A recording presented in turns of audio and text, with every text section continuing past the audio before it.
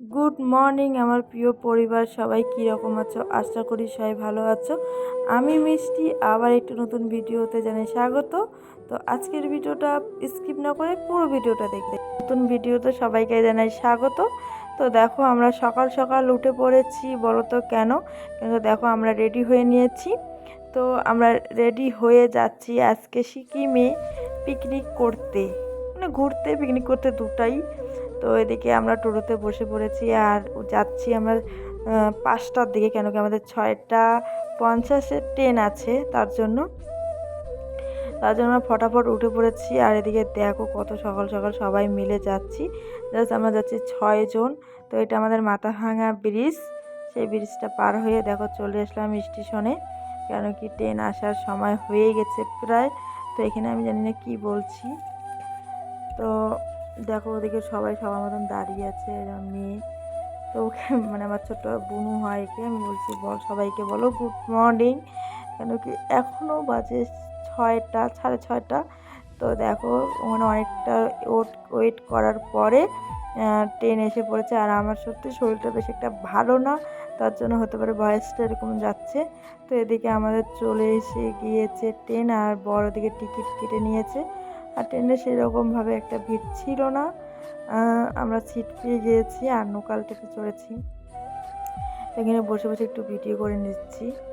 তো তারপর দেখো আমরা ট্রেন স্টার্ট দিয়েছে, আর কি জানি এটা জায়গায় আমি ভিডিও করেছিলাম অতটা একটা মনে নেই, তার জন্য এদিকে দেখো সবাই মিলে একটু গল্প করছি, কেন কি 8টা বেজে গিয়েছে বন্ধুরা। খুব বোরিং লাগছে, কেন কি 4 না 5 ঘন্টা আমরা ট্রেনে ছিলাম, তাহলে ভাবো। তারপরে সকালে একটু খিদা লেগে গিয়েছে, তারপরে আমরা একটু আলু চিপস, কেউ যে যেটা পেয়েছে সেটাই খেয়েছে। তো একটু খেয়ে নিলাম আগে। তো এইখানে আমরা লোকেশন দেখছি যে আর কত দূর আছে, তো ওখানে আমরা বলছি আর 10-15 মিনিট আছে, মানে অনেকটা দূর আসার পর কিন্তু 10-15 মিনিট আছে, দেখো ওটাই দেখাচ্ছে। তো আমার বড় বললো যাই হোক বাচ্চা গেল, মানে আর ট্রেনে বসে থাকতে না, একদম ট্রেনে বসে থাকতে ইচ্ছা করছিল না, তার জন্য। তো এইখানে কী জানি আমি কি এখন বলছি আমি নিজেও জানি না। তো যাই হোক আর কিছুক্ষণ পরে আমরা নেমে পড়বো। আর আমার মেয়ে ফার্স্ট টাইম ট্রেনে উঠলো, খুব খুব খুশি হয়েছে। তো কি বলবো, মানে বাচ্চা মানুষ। এদিকে দেখো আমরা চলে এসেছি সিকিমে। তো এদিকে আমরা এসে দেখো ট্রেন থেকে নেমে পড়লাম, আর অনেক অনেক লোক এসেছে।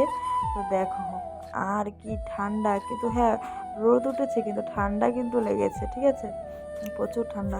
এদিকে আমরা নামার পরে ভাবছি কোন পাশে যাবো না, কেন কি আমরা তো নামার পরে ভাবছি কোন পাশে যাবো আমি বুঝতে পারছি না। তো এদিকে আমি বলছিলাম যে আমরা নেমে পড়েছি, এটা মনে আছে তার জন্য।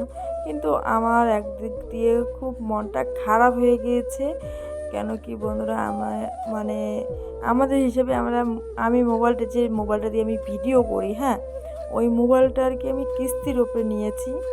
তো কিস্তির উপরে নিয়েছি, তো আমাদের হিসেবে কিস্তি শোধ হয়ে যাওয়ার কথা, কিন্তু কিস্তিটা শোধ হয়ে যায় নাই, তার জন্য আমি পুরো ভিডিও কন্টিনিউ করতে পারিনি বন্ধুরা। কেন কি আমার মোবাইলটা একদমই লক হয়ে গেছে।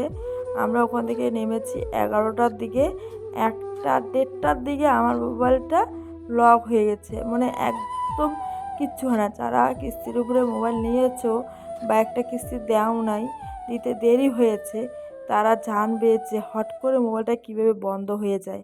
তো আমি খুব চিন্তায় পড়ে গিয়েছি, তো কি করব পুরো ভিডিওটা, মানে আমি সেরকমভাবে না সেলফি উঠতে পারছি না কোনো ভিডিও করতে পারিনি, দেখে তো মনটা ভীষণ খারাপ হয়ে গেছে বন্ধুরা, বলার মতো না।